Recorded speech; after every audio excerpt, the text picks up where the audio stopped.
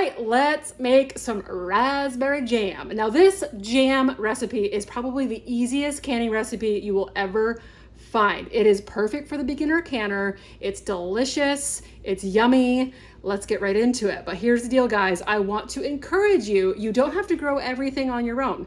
You can get a lot of things when it comes to canning and preserving. You can get them at Costco. You could get your berries at Costco. If this works with frozen berries as well, so you can go and get frozen berries at Costco. If you go to canned tomatoes, and if you're not growing tomatoes, find a local gardener that you can buy tomatoes from and stuff like that. So when it comes to preserving your own food, get creative.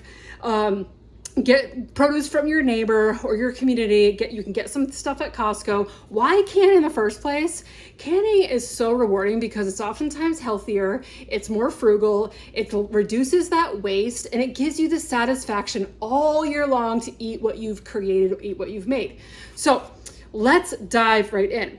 Now, I've been canning for a long time now, and the first thing I started off with when I began to can was jam. Jam is the best place to start. It is probably the easiest when it comes to canning. This jam recipe we're gonna make doesn't require a water bath canner or a pressure canner at all. It is the easiest thing ever. Now, oftentimes you will need some sort of water bath canner to can a lot of jam. So the jam recipe we're gonna make, the raspberry jam, there is a lot of sugar in it. So this is kind of like a treat that I use sparingly all throughout the year. But I do like to make low sugar jam a lot of the time that increases the fruit and lowers the sugar. I like to use Pomona's Universal Pectin for low sugar, high fruit jam. That's my favorite pectin to use. So what are you gonna need when it comes to making jam? You're gonna need some jam canning jars. You can get these at Walmart. You can get these at a farm goods store, Amazon. So I like to get 8-ounce jars. You're gonna want some lids for them and rings, okay?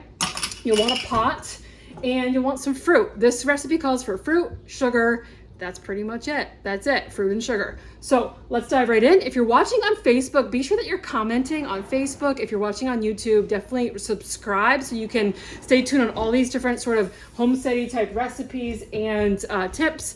Be sure to subscribe there and let's get going. Now, this is gonna make a big mess. Not a huge mess actually, but it's gonna make a mess. So we're gonna go over how to clean up the mess in a really easy way. You wanna stay tuned with the mess cleanup as well because it's really gonna give you the tools that you need to clean up this mess. Okay, let's dive right in.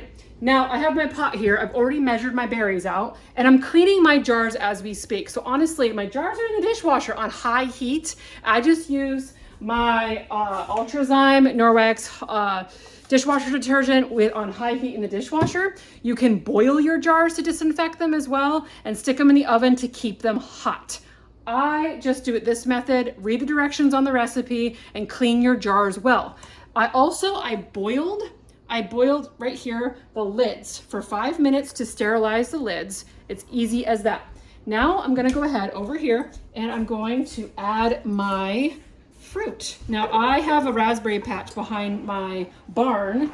We picked these raspberries. There's a little bit of grass in them. Okay, so I'm gonna add my fruit. There's about 4 pounds of raspberries here. You can get frozen raspberries at Costco for this recipe as well.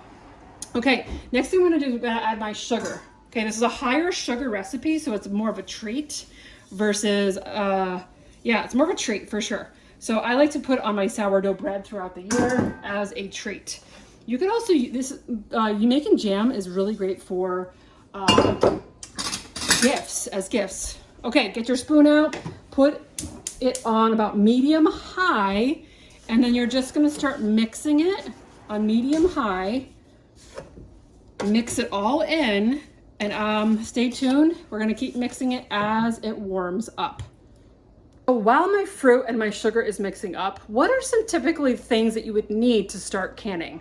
You want a water bath canner. If you're a beginner canner, start off with a water bath canner. Okay, again, you can get this at a lot of various stores, water bath canner. And in here, I like to can tomatoes, applesauce. Be sure to check out my guide, my beginner's canning guide, as well as my Costco list guide that I use when it comes to buying food in bulk and preserving and things like that. It'll really help you when you print off that guide. So water bath canner. And I have some tips when it comes to canning things like applesauce. You gotta read it. There's some great tips I've learned along the way from my neighbors and my canning journey. So I choose to can, not everything. I choose to can the things that I specifically want to can the most. So I can all tomatoey things, sauce, diced tomatoes, salsa. I grow my own tomatoes. 2 years in a row, my tomato patch was terrible, so I just bought tomatoes from a local gardener and I canned tomatoes that way. So I can tomatoes, I can applesauce. For the most part, those are my major two things that I can. And then I like to do jam now and then. I don't can beans and peas. I'll grow them, but I also just buy them in bulk at Costco. When you freeze vegetables instead of using a pressure canner, it definitely preserves more of the minerals and the nutrients inside of the produce. So I choose not to pressure can that stuff. So, all right, let's keep mixing our jam here. Mix as it continues to warm up. This is so easy and you are gonna love it.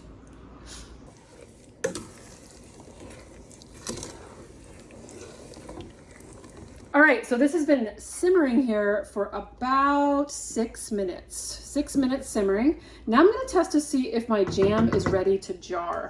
I'm just gonna grab my spoon, and I stuck my little plate into the freezer before I started cooking my jam, because we're gonna do a little test right now with the jam. So we're gonna put a little bit of jam on the cold plate here.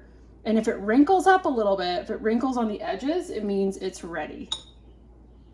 All right, this is not quite ready, so I'm gonna keep simmering it for a little bit longer. Okay, I just finished another test to see if the jam was ready.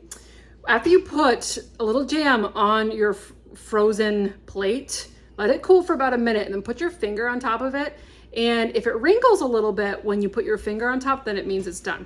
So my jam is done. So now we're gonna go ahead and jar the jam in my jars. All right, so I took my nice, hot, clean jars out of the dishwasher.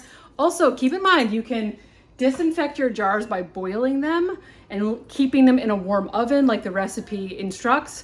I like to put them in a really hot dishwasher with the Ultrazyme, and I just got them out and they are so nice and hot. So I'm gonna go ahead and jar my jam. I like having a canning filter right here.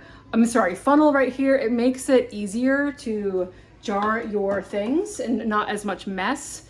You can get them on Amazon or any sort of place like Target or Walmart. Okay, so I'm gonna go ahead and fill my jars with this tasty raspberry jam up until like a quarter inch from the top. Okay, so I'm gonna go ahead and fill my jars here one at a time.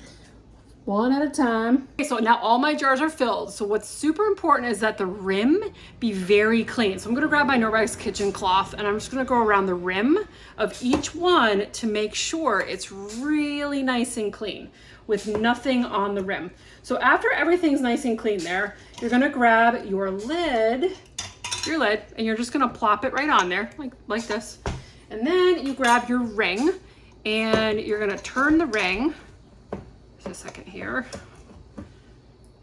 Put it on there, and then you're gonna turn the ring, and you're just gonna make it as tight, not super tight, but just go, make sure it's snug.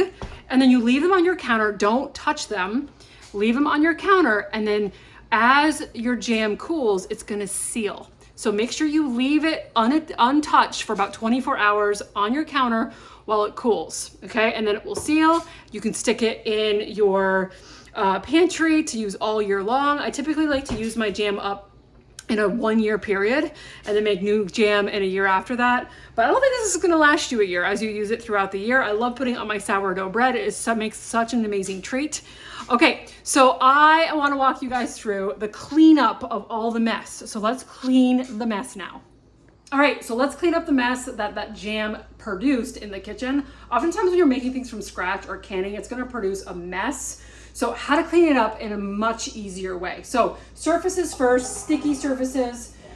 What am I gonna do? So what I like to do first is stick all the things like this in the sink. Just put them on the sink. Okay, so for the sticky messes like that, I'm first gonna grab my dishcloth. Actually, this is the dishcloth. Usually I use it for just dishes, but to clean up maybe floury messes. When you see my bread making and sourdough making class, you'll see I love using this for bread dough and flour and things like that. This is also really good for the jam mess like this. Oh, raspberry, tasty, tasty.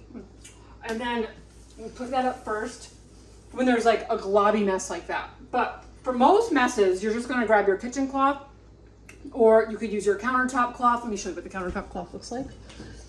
This is just like it's the same size as a half sheet paper towel. So it's, instead of grabbing paper towels, grab a countertop cloth, and you just wet it, just like the kitchen cloth, you wet it, and then you go to town with all your surfaces. So what I love about these cloths is you just need water, because the Norwex cloths remove 99% of bacteria with just water when used and cared for properly.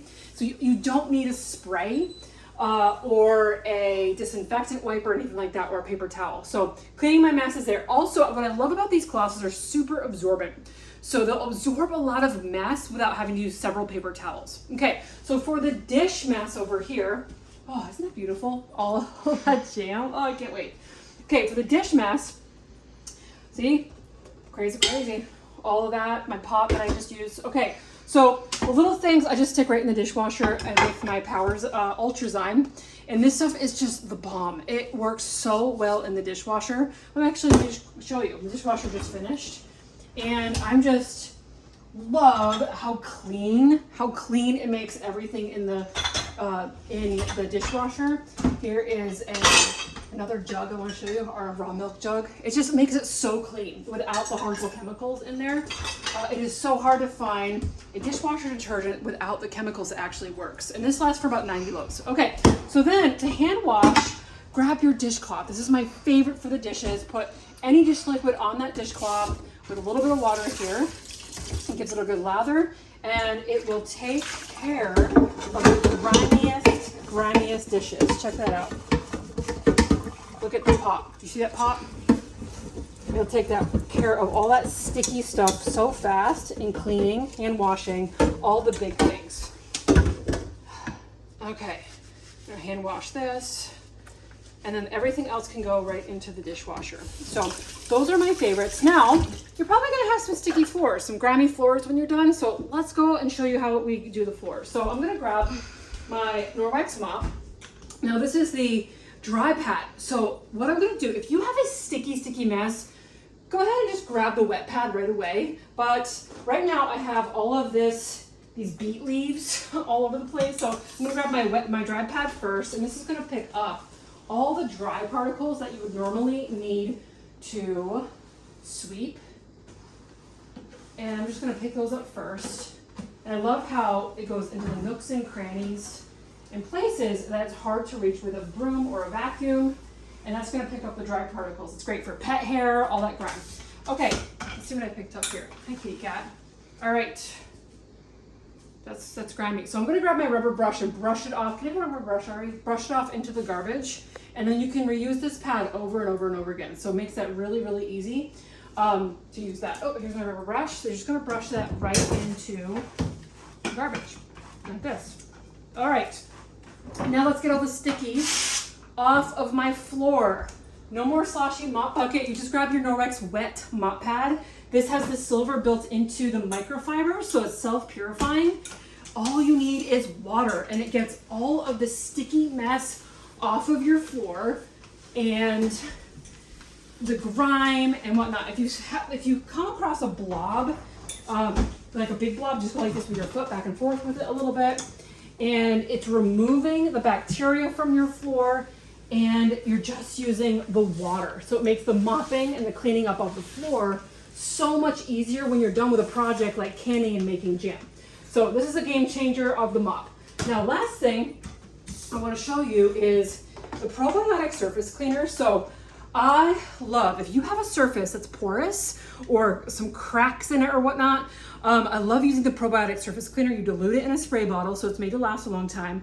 Probiotics. So it's kind of like a deep clean on your surfaces. So sometimes I'll spray my floors or spray my surfaces, like in my bathroom or the highly trafficked area, with the probiotic surface cleaner, and then I just mop or clean up with the cloth. This is amazing, and the probiotics will continue to clean the surface for up to 3 days after you're done cleaning with it, which makes it really cool. So those are my favorites when it comes to cleaning all the mess with canning and whatnot. And when it comes to, like I have my apron on now, but if you forget to wear your apron and you've got mess on your clothes, definitely use the Norwex laundry detergent. It's got packed filled with enzymes that specifically target those stains when it comes to grease and strawberry stains and blood and dirt and whatever you have it. And it's so cost effective because you only need a little bit per load, and it doesn't have all those dyes and fragrances and yucky stuff like that. So love the detergent for that as well, and making up the whole cleanup mess much, much easier. Okay, be sure to comment below what you learned today. Be sure to download the printable guide on how to make jam, what sorts of things I like to buy at Costco versus grow my own versus canning. It'll help you out, like a guide on how to have a nourished pantry that's frugal and cost effective and low waste. All right, let's put this jam to the test. It's been sitting on the counter overnight, all nice and sealed. Tasty raspberry jam. I'm gonna put some on my toast right now. You're good to go.